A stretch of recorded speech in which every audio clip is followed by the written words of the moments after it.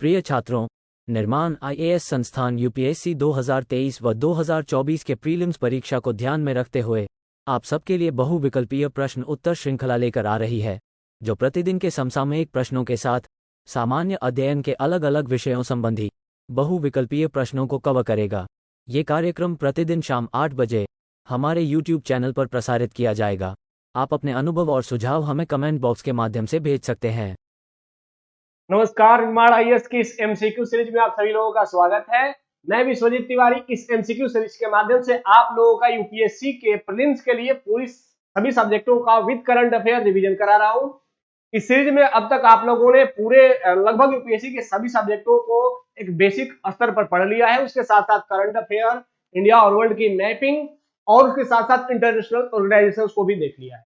क्योंकि ये रिवीजन चल रहा है अभी, तो रिवीजन के दौर में हमारा प्रयास ये है कि हम कुछ सिलेक्टेड क्वेश्चंस जो कि संभावित हो सकते हैं आने के लिए, साथ ही ऐसे वेल डिजाइंड हो कि इसमें कि आपकी आंसर करेक्ट करने की रिवीजन भी हो जाए, साथ ही आपके नॉलेज का टेस्ट भी हो जाए। तो ऐसा प्रयास है। इसमें मैं प्रश्न बोलते जाऊंगा, उसका आंसर आप लोग स्वयं से सोचते चले जाएंगे, फिर उसके बाद हम लोग उस पर आगे बात भी कर लेंगे। तो आइए शुरुआत करते हैं। हमारा पहला क्वेश्चन है, फ्लोटिंग निर्वाचन क्षेत्र के संदर्भ में निम्नलिखित कथनों पर विचार करें। अब ये फ्लोटिंग निर्वाचन क्षेत्र के बारे में बात की गई है। अब आप लोगों ने अगर पॉलिटी पढ़ा होगा, शायद लक्ष्मीकांत पढ़ा होगा या एनसीईआरटी पढ़ा होगा, तो आप लोगों ने उसमें फ्लोटिंग निर्वाचन क्षेत्र के बारे में पढ़ा होगा। अब मैं श्योर हूं कि आप लोग फ्लोटिंग निर्वाचन क्षेत्र के बारे में जानते ही होंगे। तो आइए प्रश्नों को देखते हैं। यह किसी विशिष्ट भौगोलिक सीमाओं के बिना एक निर्वाचन क्षेत्र को संदर्भित करता है। पहला स्टेटमेंट कह रहा है कि बिना भौगोलिक क्षेत्र के जब कोई निर्वाचन क्षेत्र बनता है जिसका कि भूगोल निश्चित नहीं हो, जिसका भूगोल सीमित नहीं हो, किसी क्षेत्र से उसको इंडिकेट नहीं किया जाए, तो उस निर्वाचन क्षेत्र को फ्लोटिंग निर्वाचन क्षेत्र कहते हैं। ऐसा स्टेटमेंट 1 कह रहा है। ठीक है। सेकंड स्टेटमेंट कह रहा है कि भारत में कोई फ्लोटिंग निर्वाचन क्षेत्र मौजूद नहीं है। तीसरा, सुप्रीम कोर्ट ने फ्लोटिंग निर्वाचन क्षेत्र की संवैधानिकता को रद्द कर दिया है। तो यहां 3 स्टेटमेंट है। ऊपर दिए कथनों में से कौन सा सही है? अब आप लोगों का टाइम शुरू होता है। आप लोग इस प्रश्न का उत्तर सोच लीजिए कि क्या होना चाहिए भाई। भारत में फ्लोटिंग निर्वाचन क्षेत्र के बारे में क्या जानकारी है आपको, उस आधार पर आप लोग प्रश्न का उत्तर दीजिए। ठीक है, चलिए आप लोगों ने सोच लिया होगा। फ्लोटिंग निर्वाचन क्षेत्र का कंसेप्ट बेसिकली अंग्रेजों ने जब पहली बार भारत में 1809 में जब मार्ले मिंटो एक्ट इंट्रोड्यूस किया था, तो 1909 में, तो उस मार्ले मिंटो एक्ट में उन्होंने पहली बार फ्लोटिंग निर्वाचन क्षेत्र का कंसेप्ट दिया। और उस फ्लोटिंग निर्वाचन क्षेत्र में यह था कि जो मुस्लिम होंगे उनके लिए कुछ सीट रिजर्व्ड होंगे, और उस रिजर्व क्षेत्र के अंदर जो हिंदू होंगे वे वहां पर वोट नहीं करेंगे, सिर्फ उस क्षेत्र के कुछ मुस्लिम ही वहां पर कैंडिडेट के तौर पे खड़ा भी होंगे। तो ये जो एक कंसेप्ट आया था ब्रिटिश काल में, अब प्रश्न है कि भारत में स्वतंत्रता के बाद क्या ऐसा कोई विशिष्ट भौगोलिक सीमाओं वाला फ्लोटिंग निर्वाचन क्षेत्र भारत में मौजूद है? आप लोगों ने शायद अगर पढ़ा होगा तो जानकारी होगी, नहीं पढ़ा होगा तो आपको जानकारी नहीं होगी। तो बेसिकली जान लेते हैं फ्लोटिंग निर्वाचन क्षेत्र होता क्या है। देखिए, निर्वाचन क्षेत्र को हम लोग जो सामान्य रूप से समझते हैं कि किसी एक भौगोलिक क्षेत्र में जो संपूर्ण जनसंख्या है, वह संपूर्ण जनसंख्या अगर वयस्क है तो उन सबको मताधिकार करने का अधिकार है। लेकिन जो फ्लोटिंग निर्वाचन क्षेत्र होता है उसमें भूगोल निश्चित नहीं होता है, बल्कि जैसे एक भारत का एक राज्य है सिक्किम। सिक्किम में भारत का इकलौता एकमात्र फ्लोटिंग निर्वाचन क्षेत्र, एकमात्र अस्थायी निर्वाचन क्षेत्र है। और यह जो अनुच्छेद 371F है जो कि सिक्किम से जुड़ा हुआ है, वो बताता है कि राज्य में एक ऐसा लोकसभा सीट भी है जहां पर राज्य के भीतर के जो 51 बौद्ध मठ हैं, ये बौद्ध मठ राज्य के अंदर अलग अलग क्षेत्रों में बिखरे पड़े हैं, लेकिन वह जो एक कंस्टिट्यूएंसी है, उस कंस्टिट्यूएंसी में सिर्फ इसी बौद्ध मठ के लोग खड़े भी होंगे और सिर्फ इसी बौद्ध मठ के लोग ही भागीदारी करेंगे वोट देने में। इसका मतलब है कि ये बौद्ध मठ बहुत दूर दूर तक बिखरे पड़े हैं, लेकिन इन सभी बौद्ध मठों का वोट एक जगह कलेक्ट किया जाएगा, और यहां पर सिर्फ वो एकमात्र ऐसी कंस्टिट्यूएंसी है जहां पर की भौगोलिक सीमा अप्लाई नहीं होती। तो ये जान लीजिएगा आज से कि इस क्षेत्र में, भारत में, स्वतंत्र भारत में एकमात्र अस्थायी निर्वाचन क्षेत्र या फ्लोटिंग निर्वाचन क्षेत्र सिक्किम में है, जो कि अनुच्छेद 371 F के अंतर्गत सिक्किम को दिया गया है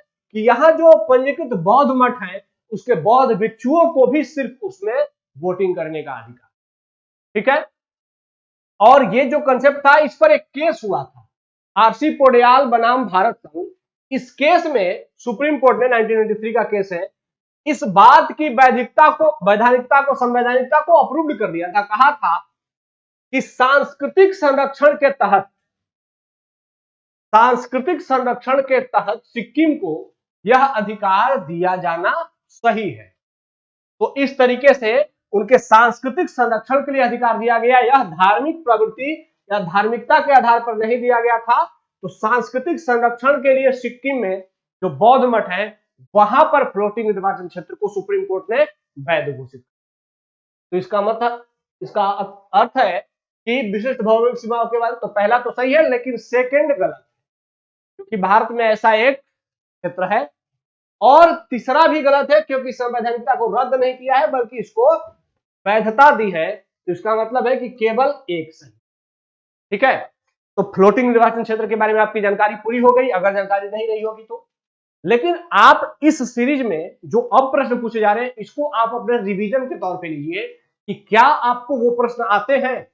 अगर नहीं आ रहे हैं तो आपको सीरियसली और मेहनत करके अपने आप को बहुत जल्दी इंप्रूव करने की जरूरत है, क्योंकि टाइम अब बहुत ज्यादा आपके पास नहीं है। ठीक है, आइए अगले क्वेश्चन की ओर देखते हैं। अगला क्वेश्चन है, ये हमारे कॉन्स्टिट्यूशन का जो आर्टिकल नंबर 32 है, इस आर्टिकल नंबर 32 में जो रिट दिए गए हैं उनके बारे में है और उनका अर्थ क्या है ये बताना है आपको। ये तो सभी लोगों ने पढ़ा होगा, ऐसा कोई भी स्टूडेंट ये नहीं कह सकता कि मैंने ये नहीं पढ़ा होगा। अब आप लोग खुद से इस प्रश्न का उत्तर बताइए। पहला है बंदी प्रत्यक्षीकरण। बंदी प्रत्यक्षीकरण का अर्थ क्या है? का शरीर, सशरीर उपस्थित होना या का शरीर होना। पहले का सही है कि गलत है ये आप लोग खुद पूछिएगा। दूसरा प्रतिषेध। प्रतिषेध का अर्थ है हम आज्ञा देते हैं। तीसरा परीक्षा, अधिकार परीक्षा, इसका अर्थ है किस अधिकार से। अब कह रहा है उपयुक्त युगों में से कौन सा सही सुमेलित है। आप लोग इसका आंसर सोच ही चुके होंगे, इतनी तैयारी तो आपकी होगी ही।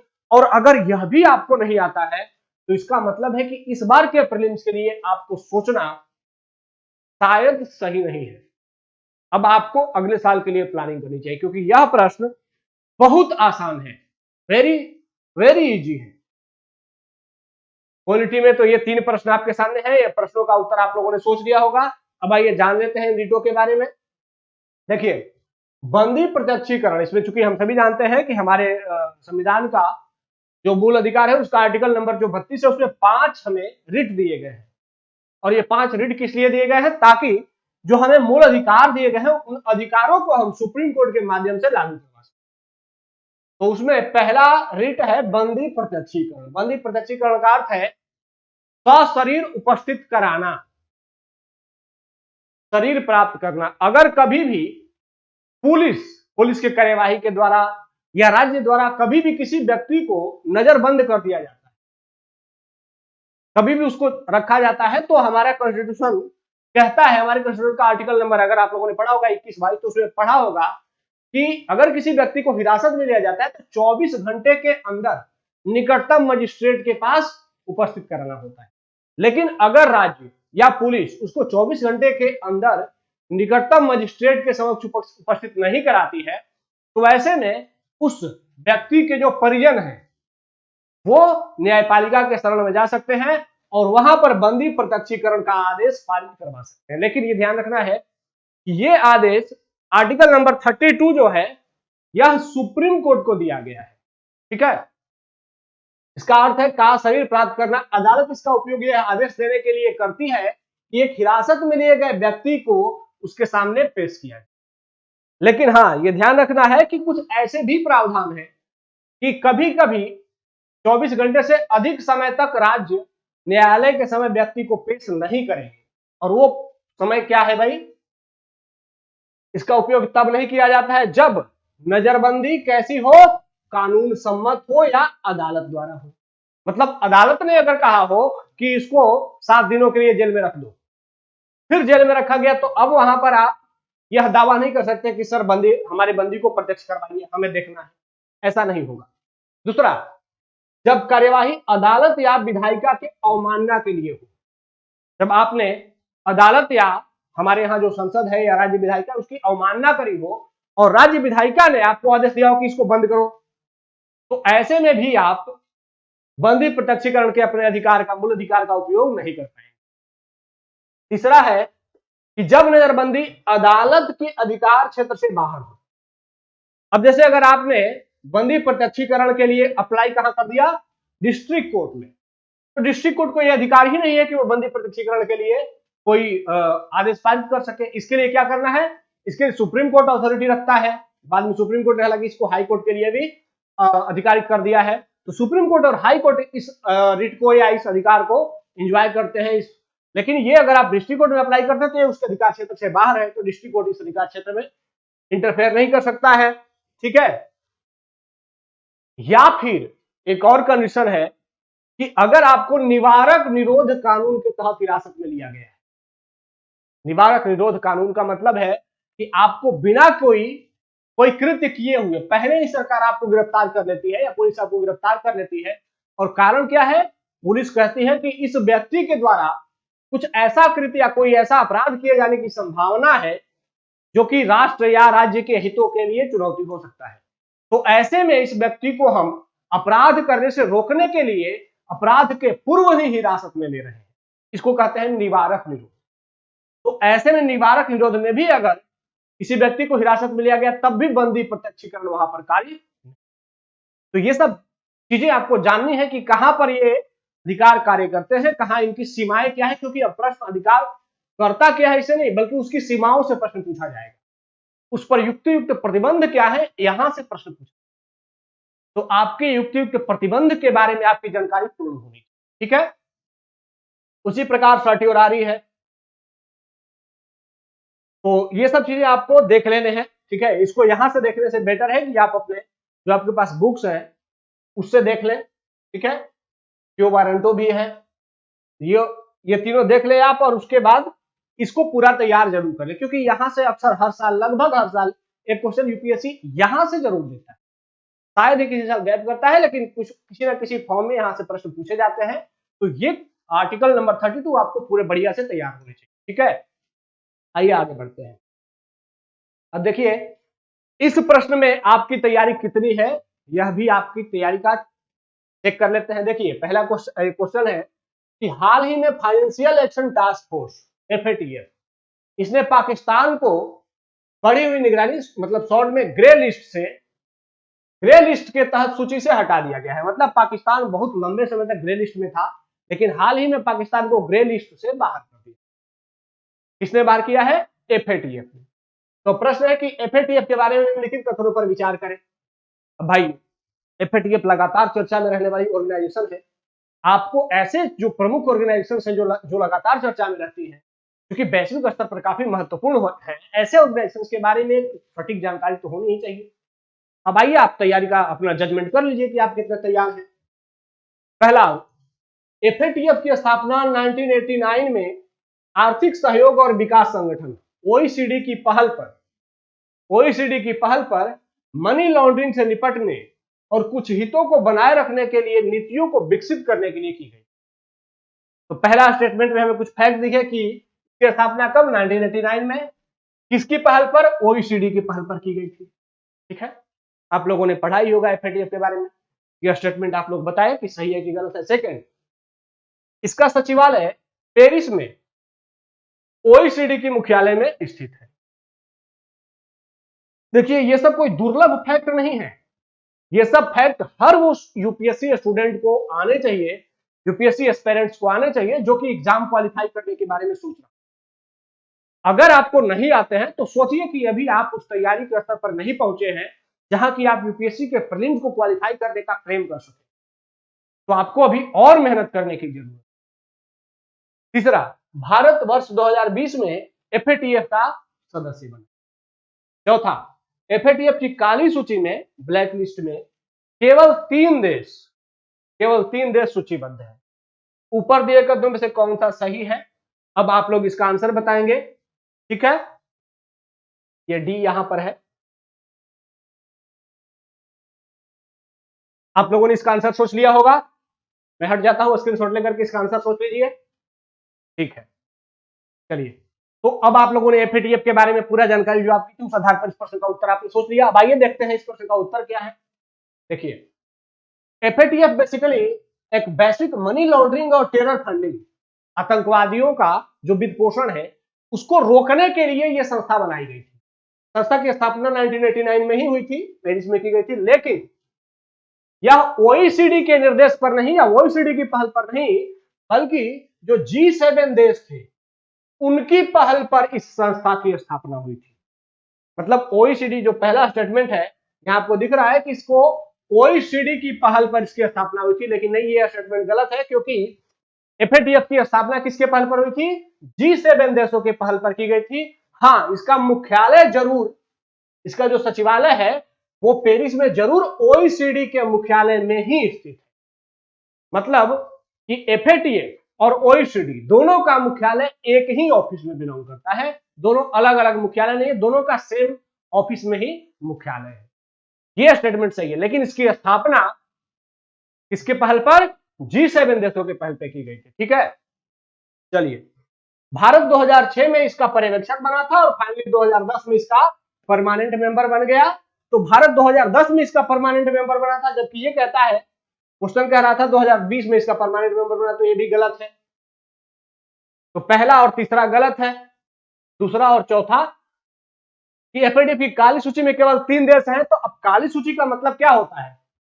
एफएटीएफ की ब्लैक लिस्ट, एक ग्रे लिस्ट होता है और एक ब्लैक लिस्ट होता है। तो ग्रे लिस्ट में अगर कोई देश शामिल किया जाता है तो बेसिकली ग्रे लिस्ट में शामिल होना बताता है कि आप टेरर फंडिंग में शामिल हैं, आप आतंकवादियों को फंड कर रहे हैं।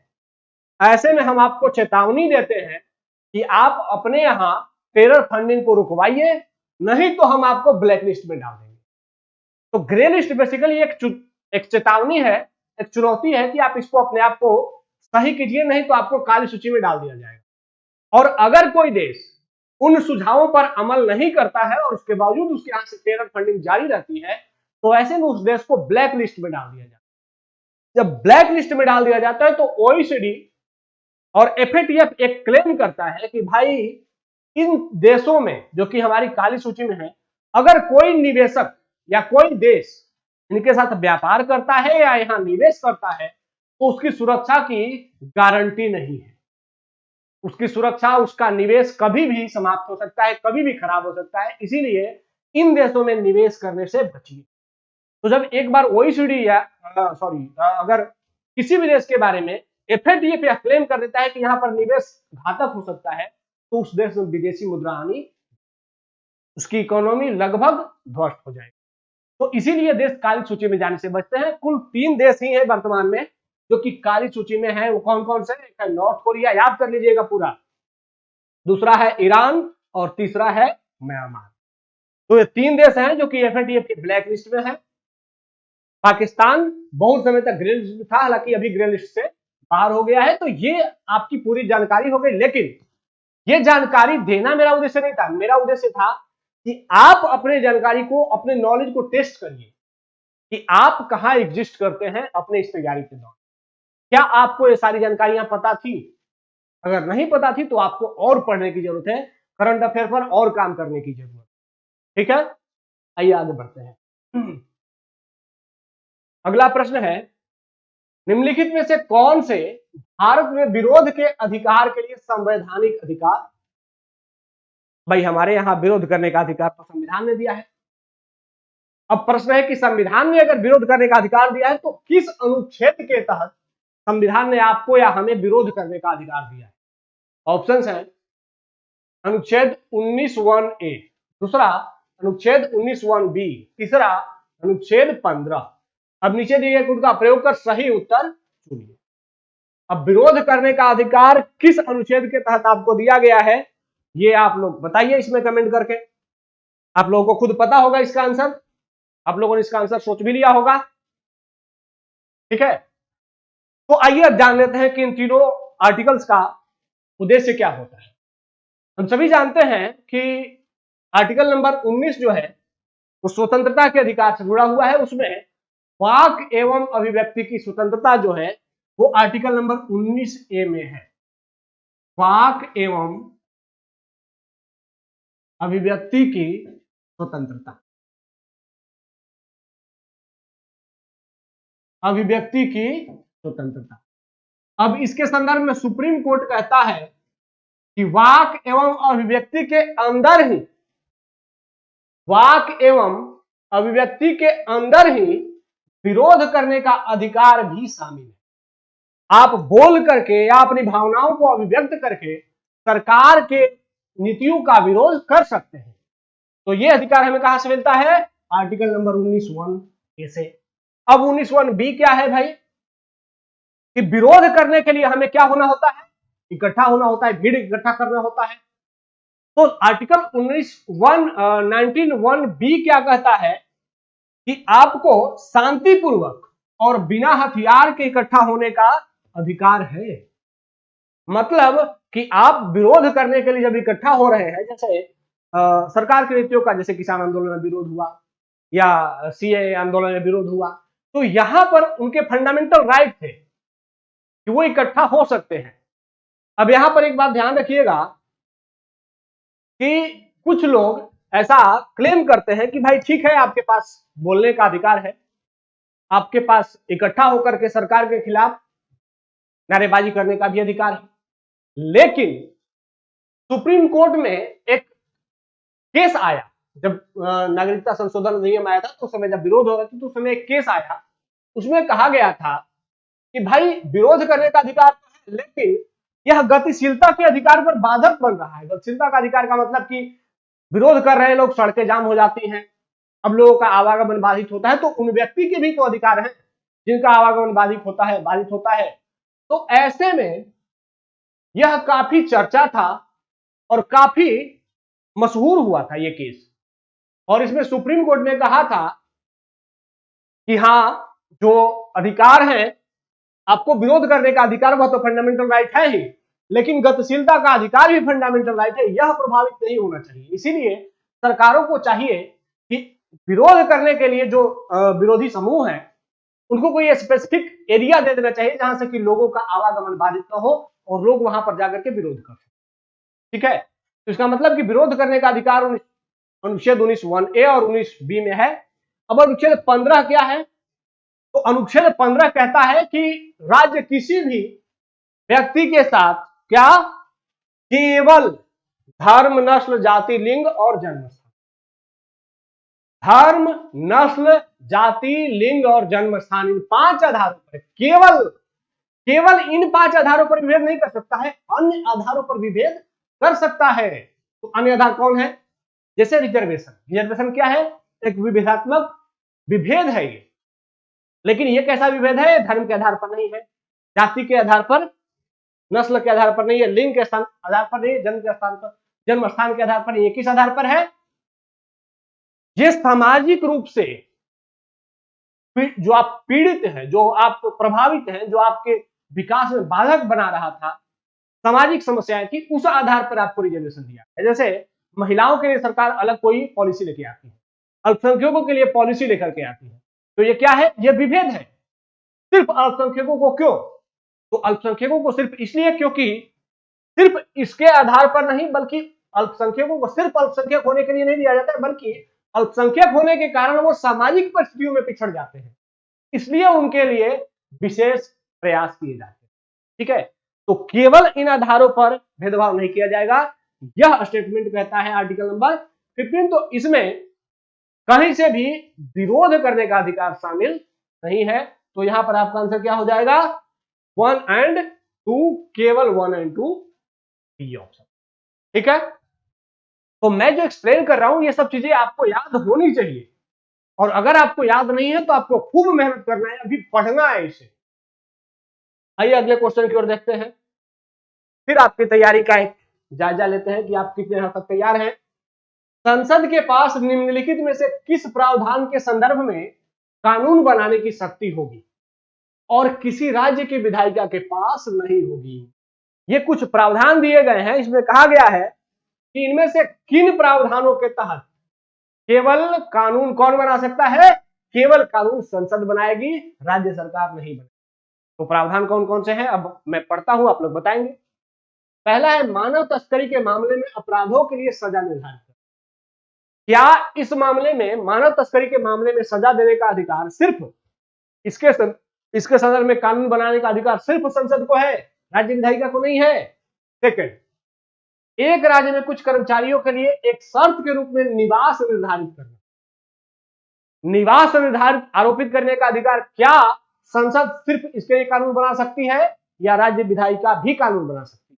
तीसरा, किसी क्षेत्र में मार्शल लॉ के संचालन के दौरान किए गए किसी भी कार्य के लिए किसी भी सरकारी कर्मचारी की क्षतिपूर्ति कर, मतलब मार्शल लॉ अगर लगता है तो वहां पर क्षतिपूर्ति के लिए अगर कोई कानून बनता है तो वह कानून सिर्फ केंद्र सरकार बनाएगी, मतलब संसद बनाएगी, न कि राज्य विधायिका।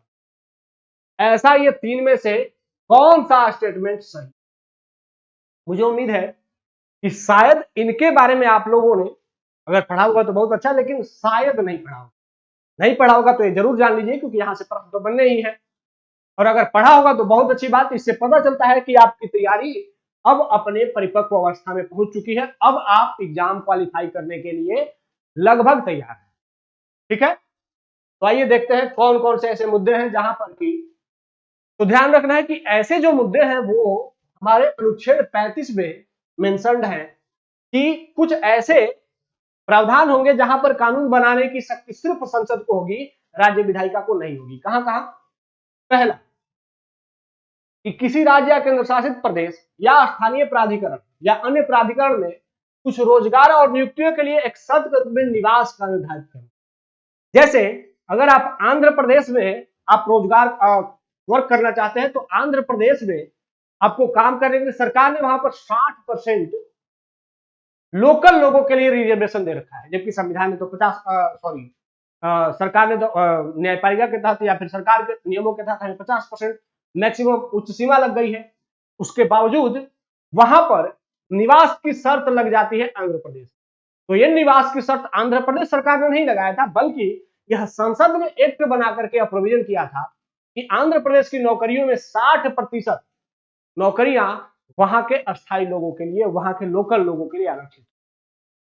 ठीक है, तो वहां पे निवास की जो शर्त लगाई गई वो आंध्र प्रदेश विधायिका के द्वारा नहीं बल्कि संसद के द्वारा बनाई गई। ठीक है। दूसरा, सर्वोच्च न्यायालय और उच्च न्यायालयों के अलावा अन्य न्यायालयों को मौलिक अधिकार के प्रवर्तन के लिए सभी प्रकार के निर्देश, आदेश और रिट जारी करने का अधिकार देना, अनुच्छेद 32। इसका मतलब है कि सिर्फ संसद कोई भी कानून बना करके जो सुप्रीम कोर्ट और हाई कोर्ट के बाद के न्यायालय हैं, इसका मतलब है कि जो डिस्ट्रिक्ट कोर्ट है, उनको भी मूल अधिकार के संदर्भ में अधिकार प्रदान कर सकती है। लेकिन यह अधिकार किसके पास है? सिर्फ संसद के पास, राज्य विधायिका के पास यह अधिकार नहीं है। तीसरा, सशस्त्र बलों, पुलिस बलों और इनके सदस्यों के लिए मौलिक अधिकारों के आवेदन को प्रतिबंधित या निरस्त करना, अनुच्छेद 33। अगर सशस्त्र बलों के मूल अधिकार की बात की जाए तो वो भी तो चूंकि भाई इंसान है, इंसान को मूल अधिकार होने चाहिए, लेकिन सशस्त्र बलों के या पुलिस बलों के मूल अधिकार को कंट्रोल करने के लिए अगर कोई कानून बनाना है तो यह कानून बनाने का अधिकार सिर्फ संसद को है, राज्य विधायिका को नहीं है। ठीक है। अगला है कि मार्शल लॉ अगर किसी क्षेत्र में लग गया तो मार्शल लॉ में जो हानि हुई उसकी क्षतिपूर्ति के संदर्भ में अगर कोई कानून बनाना है तो यह कानून भी केवल संसद बना सकती है, राज्य विधायिका इसके संदर्भ में कोई भी एक्ट पारित। ठीक है। और चौथा है कि अगला है कि मौलिक अधिकारों के तहत अपराध घोषित किए गए उन कृत्यों के लिए सजा निर्धारित करने के लिए कानून बनाने की शक्ति संसद के पास होगी। इनमें मतलब कि मूल अधिकार के तहत भी कुछ ऐसे कृत्य हैं जिसके संदर्भ में राज्य विधायिका कानून नहीं बना सकती। तो कौन कौन से कृत्य है? तो पहला है अस्पृश्यता, अनुच्छेद 17। अस्पृश्यता के संदर्भ में कानून बनाने का अधिकार केवल और केवल संसद के पास है, इसके संदर्भ में कानून बनाने का अधिकार राज्य विधायिका को नहीं है। दूसरा, ये आर्टिकल नंबर 23 जो है मानव तस्करी और बंधुआ मजदूरी, मानव तस्करी और बंधुआ मजदूरी के लिए भी देश में कानून बनाने का अधिकार सिर्फ संसद को है, राज्य विधायिका को। तो इतने कुछ कानून थे, इतने कुछ हमारे संवैधानिक प्रावधान थे जिनके बारे में कानून बनाने का अधिकार सिर्फ संसद को था, राज्य विधायिका को नहीं था।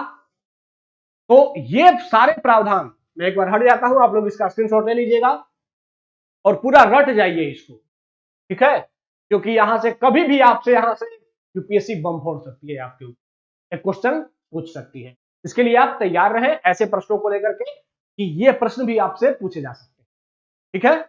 आइए आगे बढ़ते हैं। अगला प्रश्न है कि भारत में एक बैंक द्वारा जारी किए गए करेंसी नोट और चेक, इस पर सुरक्षा सुविधाओं की तुलना के संदर्भ में निम्नलिखित कथनों पर विचार करें। बेसिकली इस प्रश्न का उत्तर आप लोगों को कमेंट बॉक्स में देना है। आप लोगों की इकोनॉमी का टेस्ट होना है कि आप एक बैंक नोट और चेक, करेंसी नोट और चेक, इनके बारे में कितनी जानकारी रखते हैं। आइए देखते हैं। पहला है कि बैंक नोट में एक सुरक्षा वर्णक होता है जो यूवी प्रकाश के तहत लाल दिखाई देता है, जबकि चेक में ऐसा कोई विशेषता नहीं होता है, ठीक है। सेकंड, करेंसी नोट और चेक दोनों में पहचान के लिए उभरा हुआ एक अद्वितीय चुंबकीय स्याही वर्ण पहचान कोड, ऊपर दिए कथनों में से कौन सा सही है। देखिए हमारे पास तो इसका आंसर है ही, लेकिन इसका आंसर आपको देना है।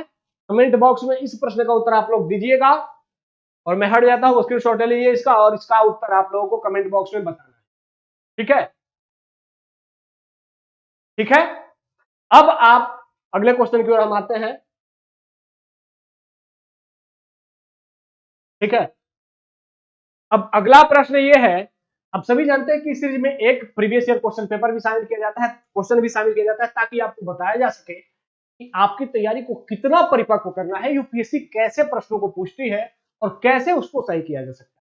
तो ये 2020 का एक प्रश्न है, यूपीएससी प्रीलिम्स 2020 का एक प्रश्न है,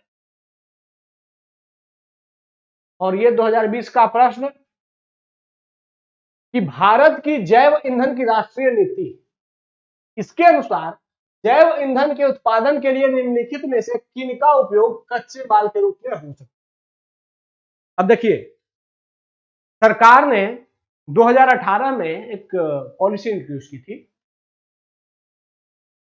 राष्ट्रीय जैव ईंधन नीति, और उसमें सरकार ने second generation biofuel, second generation biofuel के लिए कुछ कंसेप्ट बताए थे, कुछ पॉइंट्स बताए थे कि किन किन रॉ मटेरियल का या एग्रीकल्चर प्रोडक्ट का जैव ईंधन बनाने के लिए कच्चे माल के रूप में उपयोग किया जा सकता। तो 2018 में था, तो 2019 में भी खूब पढ़ा लोगों ने, और 2020 में ये यूपीएससी का क्वेश्चन है। तो इसका मतलब है कि आपको एक साल का करंट अफेयर पढ़ना चाहिए, खूब बढ़िया से पढ़ना चाहिए, लेकिन यूपीएससी कभी कभी 2 या 3 या 4 क्वेश्चन कभी कभी ऐसे नहीं पूछेगा जो 1 साल से अधिक, 2 साल या 2.5 साल या 3 साल भी पुराने।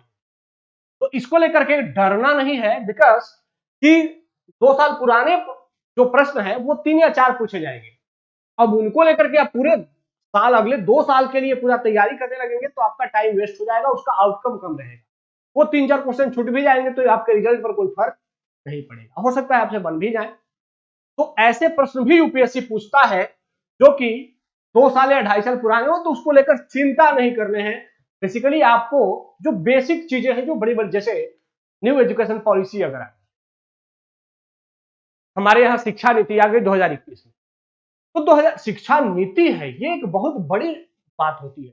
उसी प्रकार ये बायोफ्यूल नीति थी, पॉलिसी थी। तो पॉलिसी के स्तर पर जो चेंज होते हैं वो अगले 20 साल 25 साल के लिए होते हैं। तो पॉलिसी से रिलेटेड जो भी चेंज हुए हैं अगले 4-5 सालों में, वो आप जरूर देख लेंगे, क्योंकि वहां से प्रश्न बनते हैं। तो वो आपके पास होने चाहिए। सरकार ने पॉलिसी के स्तर पर क्या क्या चेंजेस किए हैं, योजनाएं नहीं, सिर्फ पॉलिसी करते हैं। योजना सिर्फ आपको 1 साल के अंदर जो हुए हैं या उससे पहले जो बड़ी योजनाएं हैं वही देखते हैं, ठीक है। तो यहां पर था कि कच्चे माल के लिए किसका उपयोग हो सकता है, तो प्रश्न का उत्तर में बता देता हूं। बेसिकली इसमें कसावा यूज किया गया था, क्षतिग्रस्त गेहूं के दाने भी थे, मूंगफली और कुल्थी ये नहीं था, लेकिन सड़ा आलू और चुकंदर भी था। तो 1, 2, 5 और 6 कहां है, 1, 2, 5 और 6 ये ए ऑप्शन था।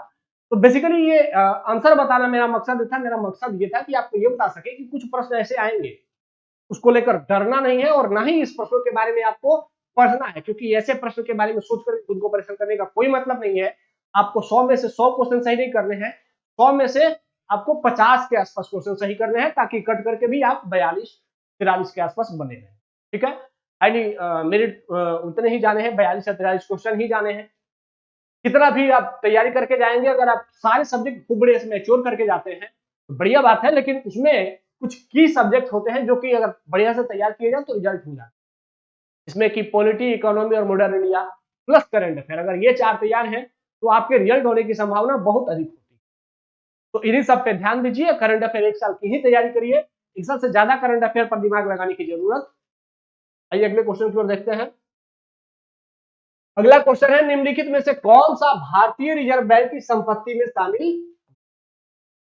भाई भारतीय रिजर्व बैंक कहती है ना कि हमारे पास पैसा है, मुद्रा है, तो वो जो भारतीय रिजर्व बैंक के पास करेंसी शामिल होती है, उस करेंसी में रिजर्व बैंक की संपत्ति में किस किस को शामिल किया जाता है। पहला है ट्रेजरी बिल, दूसरा है विदेशी मुद्रा संपत्ति, तीसरा है तरीके और साधन, क्या हो गया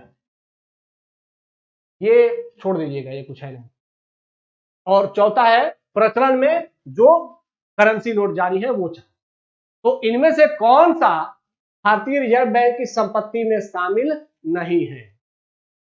अगर आप लोगों ने पढ़ा होगा कि भारतीय रिजर्व बैंक के पास जो विदेशी मुद्रा भंडार है उसमें क्या क्या शामिल किया जाता है, तो आप लोगों ने पढ़ा होगा तो उसमें ट्रेजरी बिल शामिल होता है, जो विदेशी मुद्रा है वो भी शामिल होती है, साथ ही अगर वहां पर कोई गोल्ड है तो वो भी शामिल होता है, अगर कोई गवर्नमेंट बॉन्ड है तो भी शामिल हो जाता है। लेकिन जो प्रचलन में मुद्रा है, जो मार्केट में मुद्रा करेंसी घूम रही है, वह रिजर्व बैंक के पास स्टोर्ड विदेशी मुद्रा परिसंपत्ति में नहीं गिनी जाती। ये जानकारी आपको होगी, तो ये सब चीजें आपको जाननी थी। ठीक है, और ये आप इसको देख सकते हैं, स्क्रीनशॉट ले सकते हैं, हालांकि जो मैंने बताया वही है, बड़े बड़े अक्षरों में लिखा गया है। ठीक है, तो ये सारी चीजें आपने जान ली। अब हमने आज इतना किया, इससे आपको ये आइडिया हो गया कि आपकी तैयारी का स्तर क्या है, आपको और कितना चीजों को इंप्रूव करना है। लगातार हमारे साथ बने रहिए। इवन हमारी पुरानी सीरीज को भी अगर आप एक बार देख लेते हैं तो पूरे आपकी यूपीएससी की पूरी तैयारी का एक अच्छा रिवीजन तो यहां से जरूर ही हो जाएगा। तैयारी और उसके साथ एलिमिनेशन टेक्निक की भी जानकारी इस सीरीज में आपको हमने अच्छे से दी है। तो आप अगर नए दर्शक हैं तो आप पूरे सीरीज को एक बार जरूर देख जाइए। और निर्माण आईएएस जुड़ने के लिए धन्यवाद। जय हिंद।